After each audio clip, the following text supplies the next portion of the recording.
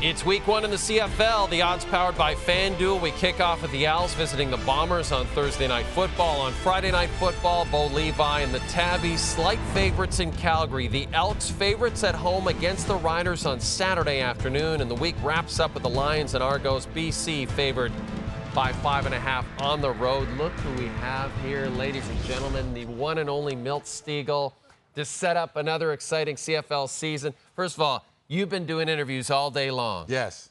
How are you holding up? This is like the car wash we put you through here. This is what I enjoy doing. This is what I come up here for, you know? I was looking forward to coming to see you. This is the best thing right here, though. I appreciate it. I appreciate it. I love chatting with you. Toronto Argonauts tied a CFL record, 16 regular season wins in 2023. Do you see any? I don't know if the Argos are going to pull it off. We'll talk about Chad Kelly in a second. Yep. Any teams you see this year that have the potential to challenge that 16-win mark? No, there's too much parity. There's too much parity this year. Last year we had a couple of bad teams, Ottawa, Saskatchewan. Of course, Edmonton, but I think they got their quarterback situation sealed up, so there's too much parity. I think the best team this year, 12, 13 victories at the most. That's what I'm calling for. Who is the one player you think means the most to his team's success this season? And unfortunately, you can't say Chad Kelly. I can't say I know. I'm going with the man who I always talk about every single year, VA Vernon Adams. Oh, yes. I'm putting all my chips on Vernon Adams. I'm calling it for him to be the MOP, win the Grey Cup, and the Grey Cup MVP. I mean, that would be incredible. He's going to play so well, he may even be top Canadian. He's not even Canadian. So that's the type of year I'm expecting from Vernon Adams. So what is it about this year going into, what is it that you saw last year that makes you feel like this could be a big leap year I think for he's him? matured a lot. Yeah. I mean, last year he led the league in passing, but it didn't feel that way because his team didn't have the success that I thought they should have had with Vernon Adams at the helm. But I think this year he understands what he needs to do. He doesn't need to lead the league in passing. He doesn't need to lead the league in touchdowns. He just needs to help his team win. He has enough tools around him. I'm sure he would like to have Keon Hatcher back, but he's out. But Vernon Adams is good enough, regardless who he has around him, to lead his team to the Grey Cup. And where's the Grey Cup this year? Oh, it's in Vancouver. Wouldn't that be incredible? Yes. And the thing with Vernon, we've always said it, because you know I'm a huge fan, got to stay healthy. Got to stay healthy. Stay on the field, and you'll be good. We know the CFL is a league of opportunity. You know, a change of scenery, increased playing time, whatever. Heading into the year, is there someone who's changed teams maybe, or maybe just someone who's on the same team but you think might have a breakout season? AJ Ouellette. That's my man. Wow. Me in Toronto. He's with the Rough Riders now. Yeah. I predict him to lead the league in rushing. We know what he's capable of. Saskatchewan Rough Riders, they were horrible running the ball. Big reason why they only won 6 games. But now they have Trevor Harris back, but more importantly, they got a bulldozer in the backfield. He calls himself Thor. He's living in a trailer park in Regina. He's fully taken on the Saskatchewan Rough Riders I love it. So, yeah. I love it. I'm looking for him to have a big year. He's going to be so popular there. Yes. He already is. So look out at the Vic Tavern. He's going to be hanging out there a lot. 3 teams that missed the playoffs a year ago. You mentioned the Rough Riders and their struggles, Elks and Red Blacks.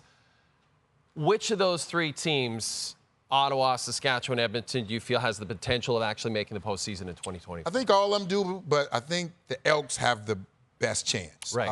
The quarterback. Yeah. McLeod Bethel Thompson. Last time he was in the league, 2022, he led the Argos to the Grey Cup. He led the league in passing yards, and they also added some great special team play with Boris Beatty and the Leaqualizer, as I like to call him. So they have enough there to at least make the playoffs. Will they be able to do more than that? We'll just have to wait and see. But they only won 4 last year. They'll at least win 8-9 games this year. When you say that someone like McLeod leaves, goes to another league, comes back, is it easy to just transition back into the Canadian Football League after you've been gone for a little bit? He's been around long enough. Yeah. I mean, he's what, 35, 36 years old? He's not a spring chicken. He's not a spring chicken. and he's seen enough football in the CFL where he can step in, and he shouldn't miss a beat. So they're expecting a lot. They paid him a decent amount of money to come in right away. They also have Trey Ford. I was just going to ask you about Trey Ford. He's not ready to be that number 1 guy, but in my opinion, he's the most exciting player in the league. So they'll create some stuff for him, but they're going to put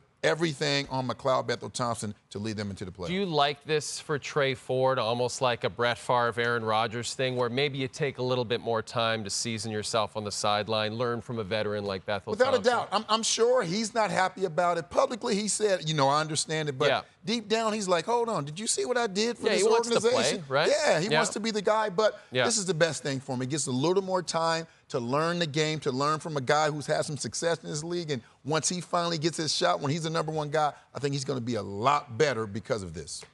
Your Winnipeg Blue Bombers, of course, they've made the last 4 Grey Cups. Yep. They've won 2 of them. They still look terrific. Mike, it's a 2-parter. Do they get back to the Grey Cup again? And are they maybe only missing one particular piece for this championship run?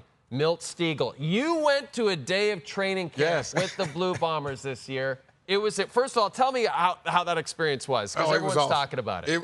It was awesome, man. They made me do everything. I had to do a complete, a 54-year-old guy. They checked me from head to toe, went inside me, they checked everything. So I did all that, went through meetings, did one-on-one, did a conditioning test. As I told you earlier, it was 18 guys, and only 4 of them beat me, and the 4 who beat me didn't beat me by much.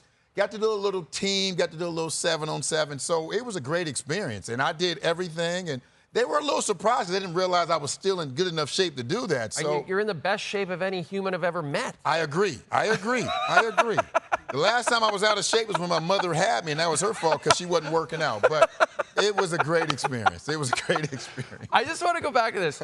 18 rookies. You beat 14. How old were these rookies? Like they were early 20s? All of them were at least 30 years younger than me. I was old enough to be their father. Like, were most of them, was it more like people were impressed with you, or were they a little bit like, what have we done? The rookies were like, hold on, man. Am I not just in shape, or is this guy superhuman? So it was a combination of both. It was a combination of both. That's fair. Yes. I'm glad you had a good time. Season begins Thursday, ends November 17th. As Milt mentioned, Grey Cup in Vancouver. It's going to be awesome. We're going to be doing the show live from the Grey Cup, so that's going to be really fun. Yes. Yeah, can't wait for that.